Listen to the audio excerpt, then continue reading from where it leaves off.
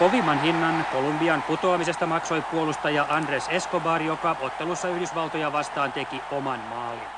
Joukkueen palattua kotimaahan Escobar joutui kotikaupungin... Un nom, un destin. Andrés Escobar, un footballeur colombien, son nom est moins connu que la tragique histoire qui l'a rendu célèbre. Né à Medellín en 1967, il effectue ses débuts à l'Atlético Nacional qui remporte plusieurs championnats, ainsi que la Copa Libertadores en 1989. Joueur connu et reconnu pour ses performances en défense centrale en Amérique du Sud et pour son élégance. Le gentleman du football a également joué en Europe, devenu un pilier de l'équipe de Colombie. L'homme aux 51 sélections se trouve au sein d'une génération dorée qui aura au cœur de briller en 1994 pour effacer au moins l'image d'une Colombie violente et pourrie par le trafic de drogue de certains Pablo Escobar. Nous sommes en 1994, les Cafeteros s'envolent alors pour les États-Unis avec un ensemble de joueurs taillés pour jouer le titre. Carlos Valderrama à la technique aussi légendaire, Escobar en rempart défensif, Faustino Asprilla pour planter les buts. Mais un nom manque à la liste, René Higuita. En effet, le gardien de but qui inventera le coup de scorpion lors d'un match amical face à l'Angleterre en 1995 est en prison pour cause d'avoir copulé avec une prostituée mineure. Considérée comme de sérieux outsiders durant ce mondial, cette dernière se fait soudainement éliminer dès la phase de poule de la compétition après une défaite 2-1 face aux États-Unis. Un match qui a vu Andrés Escobar inscrire un but contre son camp. Un scénario cauchemardesque, son destin tragique prend forme.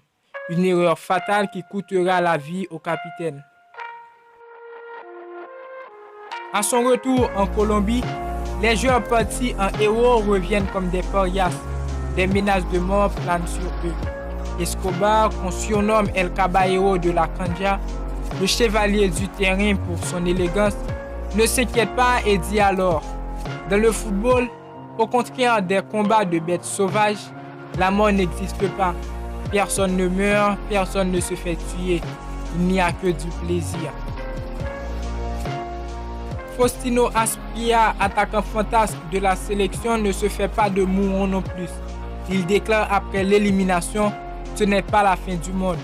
Pourtant, c'est bien la mort qu'Escobar va croiser à la sortie d'une discothèque 10 jours plus tard. Le 2 juillet 1994, Andrés sort dans le bar El Enzo de Medellín pour boire un verre en compagnie de ses amis et de sa copine. Mauvaise idée, alors qu'il est sur le point de retourner à la maison, Andrés est apostrophé par plusieurs clients, une voiture déboule, provocation insulte. Humberto Munoz Castro, garde du corps des frères Galon, deux narcos notoires sort de la caisse et vide le chargeur de son flingue sur le défenseur. À chacune des balles tirées, le meurtrier rigole à la manière d'un commentateur sud-américain. Escobar, décédé 45 minutes plus tard à l'hôpital, ses potes de la sélection René Higuita viennent identifier le corps. Les jours suivants, Medellín pleure son meilleur fils, réputé pour sa modestie et son investissement dans l'aide aux plus défavorisés. Le très pieux Escobar a le droit à des funérailles en grande pompe. Près de 120 000 personnes, dont le président colombien de l'époque, à son enterrement. Nous sommes en 2021. La question qui se pose toujours est celle du commanditaire. La punition mortelle subie par Escobar est sans doute l'œuvre des syndicats de jeux de hasard ou des narcotrafiquants qui avaient parié de grandes sommes d'argent pour la qualification de la Colombie pour la deuxième tour. Mais le procès ne l'a pas prouvé formellement. Quoi qu'il en soit, un an après la mort de Pablo Escobar, Medellín perdait un autre de ses enfants. Les deux Escobar, le bon et le mauvais réunis par la mort.